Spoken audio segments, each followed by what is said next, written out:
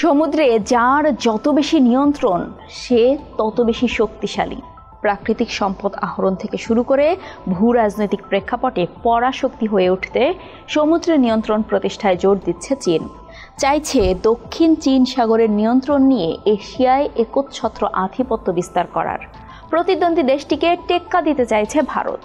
আর সেই কৌশলের অংশ হিসেবেই এবার দক্ষিণ চীন সাগরে ফিলিপাইনের সঙ্গে যৌথ নৌ মহড়ায় অংশ নিয়েছে দেশটি। বিষয়টি নিয়ে ফিলিপাইন ও ভারতের উপর চটেছে বেইজিং। আল জাজিরা ও রয়টার্সের প্রতিবেদনে বলা হয়েছে, এই প্রথম চীন সাগরে যৌথ নৌ মহড়া করেছে ভারত ও ফিলিপাইন। আর এই নৌ মহড়া উপলক্ষে গত 1 অগাস্ট ফিলিপাইনে পৌঁছায় ভারতের যুদ্ধজাহাজ। এর 2 দিন পর শুরু হয় যৌথ মহড়া। আর এই মহড়াটি হয়েছে ফিলিপাইনের বিশেষ অর্থনৈতিক অঞ্চলে। মহড়ায় ভারতের পক্ষে অংশ নিয়েছিল জাহাজ guided missile destroyer INS Delhi, tanker INS Shakti এবং করভেট আইএনএস কিল্টানদ। আর ফিলিপাইনের পক্ষে অংশ নেয় 2টি ফ্রিগেট, বিআরপি মিগুয়েল মালভার ও বিআরপি হোজে রিজাল। দ্বিপাক্ষিক এই মহড়া চলাকালে 5 দিনের রাষ্ট্রীয় সফরে ভারত গেছেন ফিলিপাইনের প্রেসিডেন্ট ফার্দিনান্দ মার্কোস, যেখানে সমুদ্র সম্পর্ক আরও গভীর করা এবং প্রতিরক্ষা, ওষুধ শিল্প ও কৃষি খাতে সহযোগিতার সুযোগ খোঁজার বিষয়ে আলোচনা হওয়ার কথাও রয়েছে দুই দেশের। হঠাৎ ফিলিপাইনের সঙ্গে ভারতের এই নৌ মহড়ার কারণ হিসেবে জানা যায়, চীন যাতে সমুদ্রসীমা আর না বাড়াতে পারে তাই ঠেকাতেই জোর প্রচেষ্টা চালাচ্ছে ফিলিপাইন। আর সেই প্রচেষ্টার অংশ হিসেবে বেইজিংয়ের প্রতিপক্ষদের সঙ্গে সখ্য গড়ে তুলছে ম্যানিলা।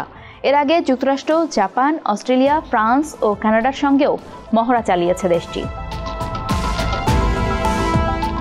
যৌথ এই মহড়া নিয়ে ফিলিপাইনের সামরিক প্রধান রোমিও ব্রাউনার জানান, গত মার্চ মাসে ভারতের সামরিক প্রধানের সঙ্গে সাক্ষাতের সময়ই এই মহড়ার পরিকল্পনা করা হয়েছিল।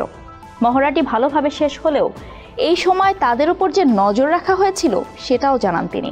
সামরিক প্রধান বলেন, আমরা কোনো ধরনের অপ্রীতিকর ঘটনার মুখে পড়িনি, তবে আমাদেরকে অনুসরণ করা হচ্ছিল, যেটা আমরা আগেই অনুমান করেছিলাম। দক্ষিণ চীন সাগরে বাইরের কাউকে ডেকে এনে ফিলিপাইনের যৌথ মহড়ায় চটেছে বেইজিং।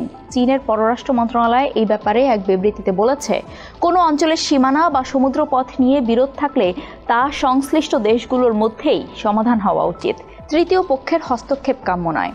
চীনের এমন চটে যাওয়ার অবশ্য কারণও আছে, কেননা দীর্ঘদিন ধরেই প্রায় পুরো দক্ষিণ চীন সাগরকে নিজের অংশ বলে দাবি করে আসছে বেইজিং। আন্তর্জাতিক বাণিজ্যেও এই রুটটি চীনের জন্য অত্যন্ত গুরুত্বপূর্ণ। এই পথ ব্যবহার করে প্রতি বছর $3 ট্রিলিয়ন পণ্য পরিবহন করে চীন। অথচ বেইজিংয়ের সঙ্গে এই সমুদ্র ভাগ করে ব্রুনেই, ইন্দোনেশিয়া, মালয়েশিয়া, ফিলিপাইন ও ভিয়েতনাম। এই দেশগুলোর সঙ্গে সমুদ্র সীমা নিয়ে চীনের বিরোধ রয়েছে। এই বিরোধ নিষ্পত্তিতে আন্তর্জাতিক সালিসি আদালতের দ্বারস্থ হয়েছিল দেশগুলো। পরে 2016 সালে তাদের পক্ষে রায়ও দেওয়া হয়। বলা হয়, চীনের পুরো দক্ষিণ চীন সাগরের দাবি অবৈধ, যদিও তা আজ অবধি মেনে নেয়নি বেইজিং।